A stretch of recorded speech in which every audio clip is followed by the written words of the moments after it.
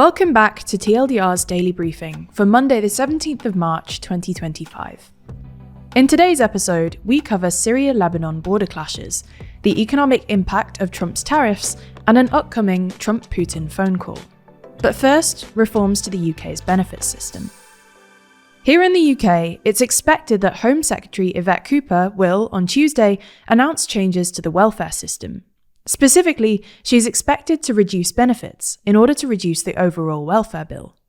It was only last week that the UK Prime Minister described Britain's benefit system as the worst of all worlds. Between 2023 and 2024, the UK spent about £296 billion on welfare spending in total, and this is set to increase to £378 billion by the end of the decade. There are two main drivers to this increase: the ageing population and the government's triple lock on the state pension, and the increased caseloads of health and disability benefits. It's this second driver that the government appears to want to look into. There are many different reasons behind the increase in the cost of health and disability benefits. Part of it is down to a sharp rise in mental health problems, and part of it is down to increased levels of obesity and diabetes. But this increase is not replicated in other rich economies. Again, precise answers as to why this has happened in the UK are not readily available, but it's been suggested that perhaps the particularly long NHS waiting list and poor public services have contributed. Either way, it seems that the Starmer government is keen to try and save money on the welfare bill. One of the key ways they're expected to do this is by tightening who qualifies for personal independence payments, or PIP. As things stand, around 3.6 million people claim for PIP, and it's often used to help those with long-term health conditions. It can be used, for instance, to purchase wheelchairs or for using taxis to get around.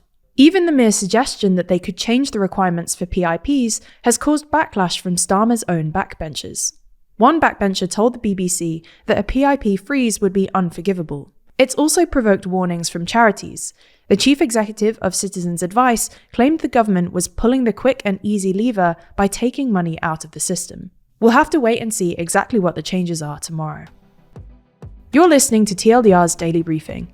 If you want more explainers on what's happening in the world, then you should check out TLDR's other channels. Today, we released a video on whether UK Prime Minister Keir Starmer should introduce a wealth tax. You can find it linked in the description or show notes for this episode, or by searching for TLDR on YouTube or Nebula. Now to the Middle East, where Syria's military fired rockets towards Lebanon on Sunday after accusing the Iran-backed rebel group Hezbollah of executing 3 members of the Syrian army. According to the Syrian news agency Sana, Hezbollah abducted the army personnel in an ambush on the Syria-Lebanon border before killing them in Lebanon. For its part, Hezbollah has denied any involvement. In response, Syrian troops fired at Lebanese militants overnight on Sunday and into Monday morning, sparking new tensions in the region. Tensions along the Syria-Lebanon border have been high since the toppling of Bashar al-Assad, an ally of Iran's supreme leader and the Hezbollah militant group, in December. Syria has also sent a convoy of troops and several tanks to the border, according to Reuters, to prevent further breaches in the coming days. In economic news, the OECD has warned that US President Donald Trump's trade war is taking a significant toll on the global economy. In a new analysis, the body has cut growth forecasts for a dozen G20 countries and urged them to avoid a, quote, ratcheting up of retaliatory trade barriers. The OECD forecasts that GDP growth will slow this year and next, from 3.2% last year to 3.1% in 2025 and 3% in 2026. In the US specifically, GDP growth will slow from 2.8% last year to 2.2% this year, and again to 1.6% in 2026. Higher trade barriers are also expected to mean persistent inflation for the US, with consumers squeezed by higher goods prices. In a sign of the targeted impact of Trump's trade tariffs, Canada and Mexico saw the biggest downgrades in the OECD forecast. Growth predictions for Canada were more than halved to 0.7% this year and next, while Mexico's economy is forecast to go into recession this year, contracting by 1.3%. Advising governments on how to proceed, the OECD has urged against retaliatory tariffs, saying a broad-based further increase in trade restrictions would have significant negative impacts on living standards. The body has also warned of significant risks ahead, citing specifically further fragmentation of the global economy. Finally, US President Donald Trump and Russian President Vladimir Putin are set to hold a phone call on Tuesday about the Russia-Ukraine war. Asked by reporters on Sunday what concessions he would be seeking from Putin, Trump mentioned land and power plants, saying, "I think we have a lot of it already discussed very much by both sides.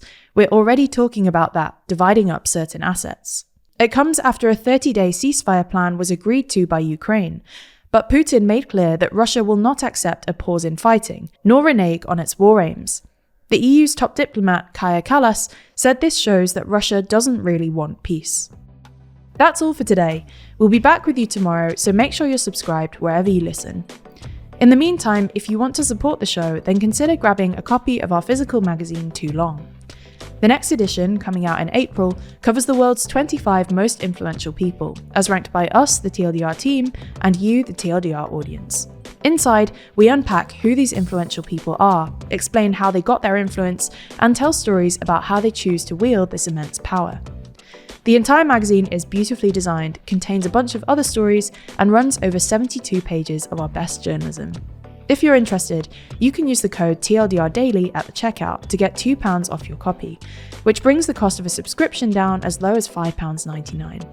Buying Too Long helps to fund all of our journalism, so make sure you do check it out. You can find the link in the podcast description. This was a TLDR news production hosted by Georgina Findlay, written by Ben Blissett and Georgina Findlay, and produced by Scarlett Watchorn. Thanks for listening, and we'll be back again tomorrow.